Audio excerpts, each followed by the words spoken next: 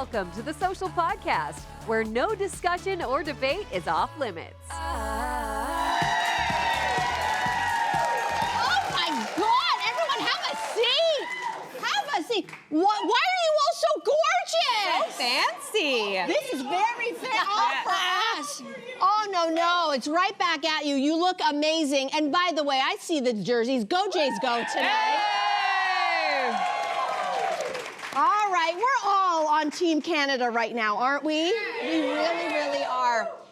Someone who's not on Team Canada, U.S. President Donald Trump. All right, have you heard about this? He has decided he has ended trade talks with Canada over an ad featuring Ronald Reagan that ran on American television and was paid for by us, the Ontario taxpayer and the Ontario government. You haven't seen it? Take a look. When someone says, let's impose tariffs on foreign imports, it looks like they're doing the patriotic thing by protecting American products and jobs. And sometimes for a short while it works, but only for a short time. But over the long run, such trade barriers hurt every American worker and consumer. Okay, well, what's the response? Donald Trump, he was up late last night on his Truth Social because this is what he said. Canada cheated and got caught. They fraudulently took a big buy ad saying that Ronald Reagan did not like tariffs when actually he loved tariffs. So who was behind this ad? Our money. It was Ontario Premier Doug Ford who ordered this ad. So was he wrong in doing this ad? What do you guys think? Oh, mixed. Listen, I'll tell you, right now there are a scrum of reporters standing outside Doug's office waiting to talk to him. He's in trouble. Oh, I just watched the news, honey. He's in big trouble. And I'm gonna defend him for a second because I think I know what he was thinking when he came up with this ad campaign that was specifically targeted to the US market. He was thinking, I have a very unpredictable world leader right now and nobody knows how to approach. You don't know how to approach him on your knees or on your feet or on your belly because he's always changing his mind. He's very volatile. So I think they were just trying to think outside of the box with this ad campaign. But I think someone in his camp should have been like, yo, Doug, you gotta know when to stay in your lane. Because I feel like right now there are two things that are going on. He has really ruffled the feathers of the American public and the worst part, President Donald Trump. But also it seems like he's also ruffled the feathers of the Prime Minister's office because they're like, listen, I think Prime Minister Carney had something that was in the works and he's kind of undone this. And those talks that Carney had with President Trump seem to be kind of quiet right now, or stalled at least. The part that bothers me the most is, I understand you want to try something different, but do not use $75 million of our tax dollars to do that. Because now you gambled with our money. Yeah. You gambled with our money, and now it seems like not only do you gamble with our money, but you made things worse because now all the talks have stalled. So to Dougie, I'd be like, ooh, you're in trouble. I had the same reaction about the $75 million. It sounds like so much money. Because it is. It is a lot of money, but if you break it down in terms of the Ontario government budget, it's 0.034% of the total budget. That's like 3.4 cents on $100. So that sort of puts it a little more into perspective. And I think the whole reason, Doug Ford said the whole reason or purpose behind this ad was to appeal to Reagan Republicans and sort of pit them against MAGA-style Republicans because there are midterms coming up, right? And Reagan Republicans are going to remember their hero, right? Yeah. And I thought the ad was rather effective, to be quite honest. Yeah, what do you I mean, well, I also couldn't help it. Like, I'm not a big fan of Doug Ford, for the most part. But this, I was like, oh, it's actually a clever ad to use those words against Trump. But the thing is that people are now calling out saying that he cut off the beginning part of it where he was, in a way, talking about the fact that he needed to enact, Reagan at the time, some tariffs against Japan at the time. I still think, though, that criticism doesn't really hold because ultimately what he was saying, that in the long run, tariffs aren't great. So I think the point still stands. I think what the question is like, is this act which I think for Doug Ford supporters is an act of like defiance. It's an act of I'm standing up for workers. It's an act of I'm doing something. Where many people would see Carney as not doing anything. Right. I'm not saying I agree. Yeah. I'm just saying that I can understand why people who are fans of Doug Ford are like, at least he's doing something. What I think the question remains is, are Carney and him actually, do they know? Are they communicating? Based Yeah. on what I saw on the news, cahoots? it doesn't Are feel they like in those two cahoots or officers not? had a conversation. And that may be with that, problematic. and But that's the maybe it's problem. strategic. Maybe it's like good cop, bad cop. And ultimately, I think the thing is that like, will this move right now? Okay, obviously we know like the conversations are done for now, but they were already done like a few days ago. I got to say this, when we look at the timeline, like, you know, there's a lot of stuff that we don't know. We don't actually know how close they were in their talks or not. According to the Globe and Mail, they were close last week to some kind of sectoral tariff reduction. And listen, I get where Doug Ford was coming from. The Canadian worker, especially here in Ontario, we've had headlines. Real people and real families are losing real jobs. There is no debating that. And there's a part of me that understands that appeal, that Doug Ford, remember Captain Canada? It wasn't our prime minister, it was Doug Ford. Yeah. And I never thought that I would say he's the guy to be Captain Canada. So whether or not he's in cahoots with the prime minister or not, that's a great question, because talks are off. But I would argue talks have never been in a great place. Yes. We have never been in the driver's seat. And because of that, I think we don't know Trump how has to deal. double-crossed everyone else, He's too. double-crossed everybody else. And so I think for me, the challenge here is, what will this do long-term? Where were we even going? Can I give you an example of what's already happened? So you remember when Doug Ford threatened to he wanted to do something action-oriented, and he threatened to cut off the power supply to the U.S. Everyone remembers this, back right? in March. Yeah. And Trump again got really, really mad, because it's like fighting fire with fire. He got really mad. Doug Ford relented and said, no, no, no. Guess what Trump still did? Trump still responded by doubling steel and aluminum tariffs. Yes. So it didn't matter. That's even the though, unpredictable So that's part the of thing it. is Yeah. that So now, why would he roll the dice again and That's pull the this question. ad campaign? That is the question. I guess That's because the question, and use our money to do it. Yeah, but what if it actually works? We have no idea how effective it'll be until those midterms. I actually agree with that, because if you believe Doug Ford, this was not meant for Donald Trump. This ad, it's meant for Americans. It's why is it meant for Americans? As Canadians, even though this is impacting us, we don't have any control over a mercurial Donald Trump. Yeah. You know who has control to oust him out of office? American voters. This ad is for American voters. They're the only ones that can save themselves and therefore save us. That's what I think Doug Ford was doing. Yeah. Well, whatever he's doing, he's in hot water right now. Yeah. Yes. Oh, I just want to say this. We just got news that the ad is going to be shown during the Fox broadcast of Game 1 of the World Series. That's interesting. Oh, that's Guess interesting. what? Did that change some of your mind? That's the question. Wait. The question is, why is it going to be a news story, or are they just running it as a regular They have ad? bought airtime on Fox That's what the News 75 million bought So you know what that us. tells me? That it worked? No, I think that would not have happened without a buy-in from Prime Minister Carney. there you go. Maybe. Maybe. Well, that was interesting. Wow. All right. Well, we'll keep our You know eye what out on that that is? one. A this, and then it's a this. Yeah.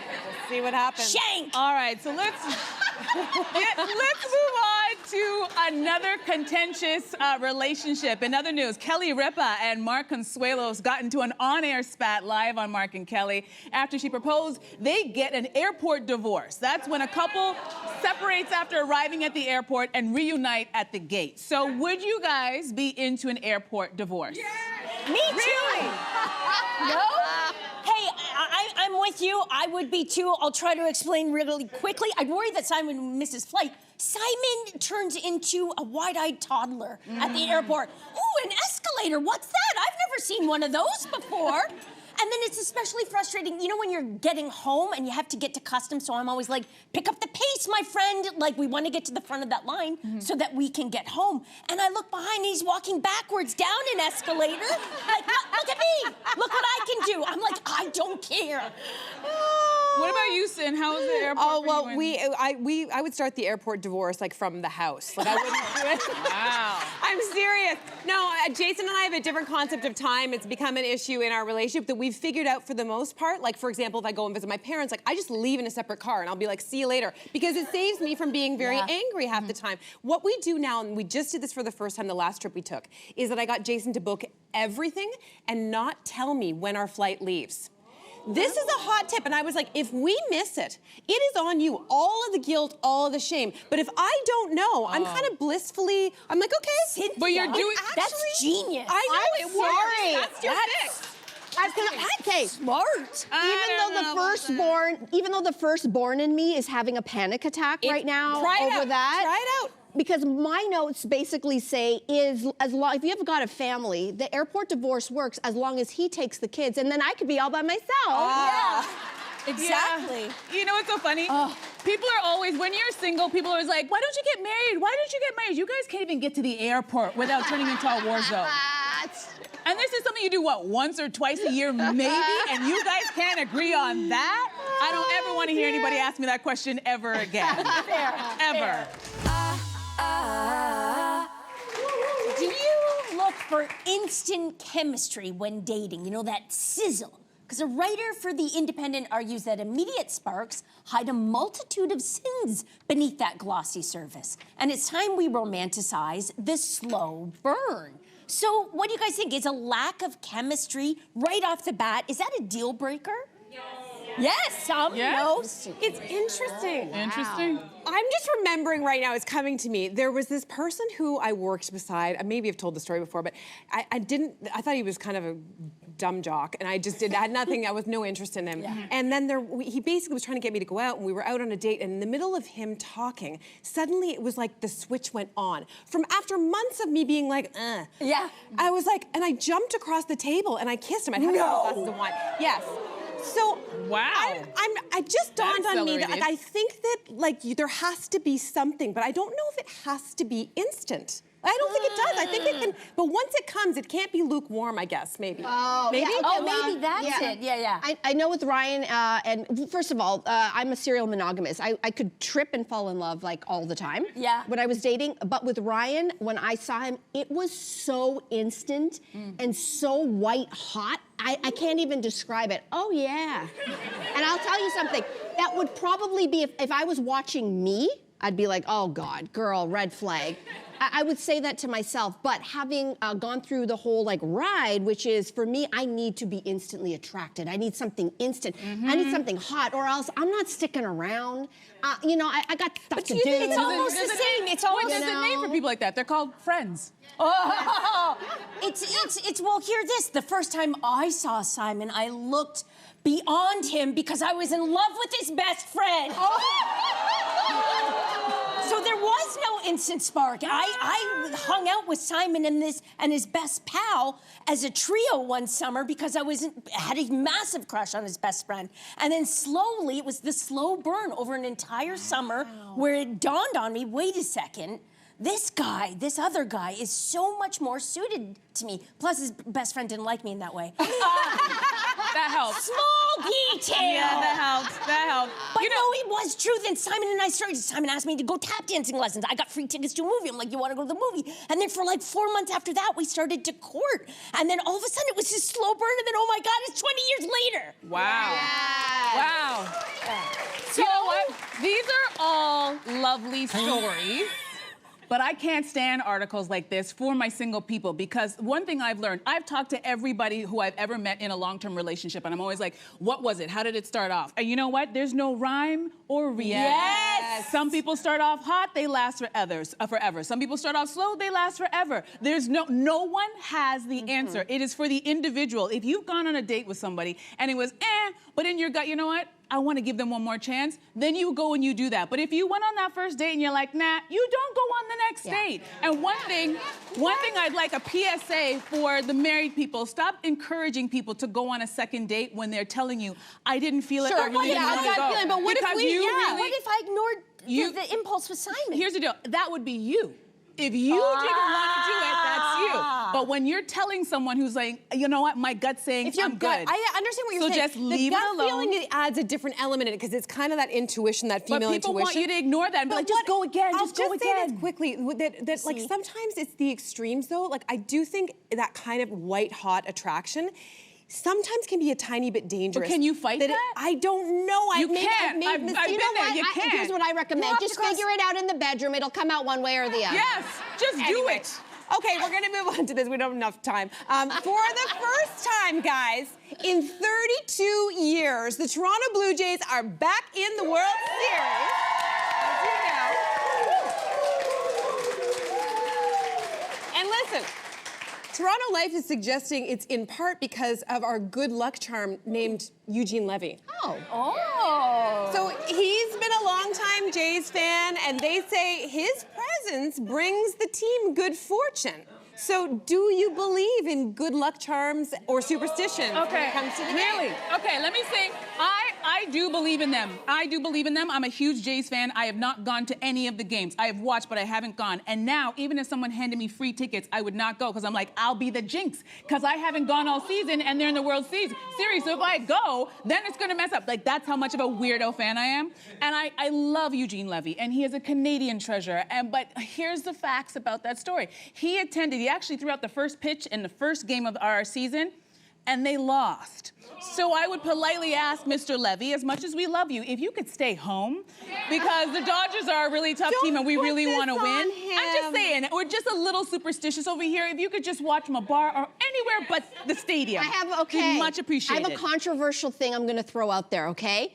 It's a question, it's not a statement. Oh. Bo Bichette is one of our star players. Oh, don't start this. He has not been playing for 2 months because he's been nursing a knee injury. He has been announced to be back in the lineup tonight. Yes. Yes. No, yes. What? Should he play or should he not? Yes, he should play. Okay. He's a part of the team. Okay. And he hits dingers. We need him. Yes. I'm going to just leave that I right thought there. you were mispronouncing the Star Wars character Boba Fett. So I think I'm not going to chime in on this one. The last thing I'll just say is that didn't we all learn from the game? Remember when everybody was saying the Drake curse and everything like that? Don't come to the game. Poor Drake. Like, I felt like that was very unfair.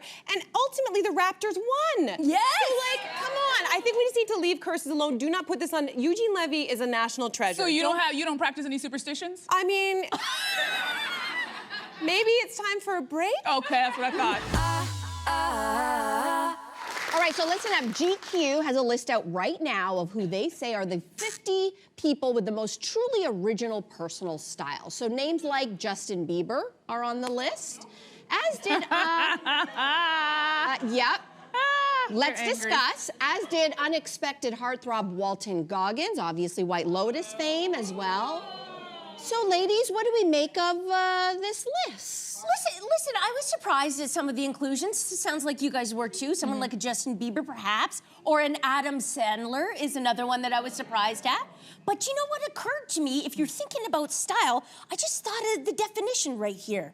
The definition is when you say, like, to someone else, oh, you're dressed like Justin Bieber. You're dressed like Adam Sandler. The one that shoots out in my head right now, you're dressed like Diane Keaton. Because she had a style, right? She did. She has a sense of style. So whether or not you like the style is almost like a different thing. But if it's a recognizable thing and that person, whether it's your Adam Sandler who's wearing basketball shorts and a sweatshirt, and he wears that every single day, it's his that's style. his style. Yeah. Okay, but here's the thing. Adam Sandler was the one that I chose as a surprise because I would argue that while you think of him and he has a style, he also looks like every average dad in North America. So is that unique? The reason why I chose is because this takes zero imagination, There's a little pizzazz. zero creativity, zero It's effort. pattern and solid. It's a mess. Pattern and solid. Cynthia, stripe. it's a mess. It's a mess. It is pretty consistent. It's a mess. It's consistent. So, and the thing for me that bothers me is like that is him on the street. Those are street shots. But he also does that on red carpets. Yeah. So to me, do you remember this That's Hotel commitment. Transylvania? Oh, yeah. It's not commitment. To me, this is the That's a double good one. standard. This is him dressing up, by the way. Yeah, I was like, that's actually a good one. There's a double standard that exists in Hollywood that he's allowed to get away with looking like a schlub while Selena Gomez looks like a goddess. I think it's a double standard, and so maybe just I'm picking on him because he's the only one on the list that I was like, get him off. Yeah. think this list is curated so it can spark this type of debate. Yeah. Because style is subjective. Like, who's to say who's stylish and who's not stylish? Well, these people apparently think they can. But I think they wanted us, they want people to have that conversation. But there's one person that I think most people can agree is pretty stylish, and that is comedian Steve Harvey. Oh. He is a well-dressed man. Now, here's the deal. That is the opposite. Wow. That is the opposite of Adam Sandler. This is tailored, it is designer, and it is head to toe. But I think there needs to be a little asterisk besides some names, and his name in particular, because first of all, he has a stylist who is incredibly talented. Yeah. Secondly, he did not dress like this before he met his latest wife, Marjorie. If you guys remember old Steve Harvey, right, that's his wife, Marjorie. Yeah. Now, before they met, Steve had a signature look. It was these very long blazers with the hair that was like jet black line, and he had like this, like kind of like a Detroit player look to him. And then when he met Marjorie, Marjorie's like, baby, all that's gotta go. Stop spraying the hair, get rid of it, tailored suits. So really, Marjorie should be on the list. Correct. She should get a full stylist. Yes. Just wanted to give her flowers.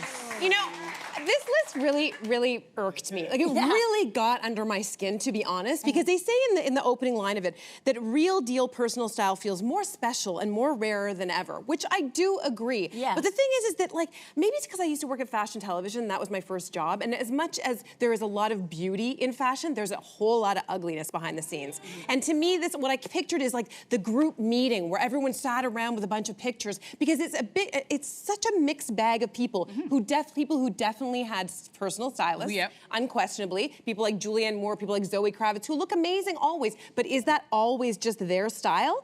And then a whole bunch of people who I've never heard of, who are, to me, they're objectively beautiful, and you can get away a lot better if you are thin, models, wearing a weirdo outfit, and then you call it style. You put that same exact outfit on someone with an unconventional body type, and then it's gonna be everyone's like, ooh, that's the worst look ever. So I just feel like there was so much, I don't need you telling me what's cool and iconic. No. Subscribe to the Social Podcast so you don't miss a fiery debate. Until next time, socialites.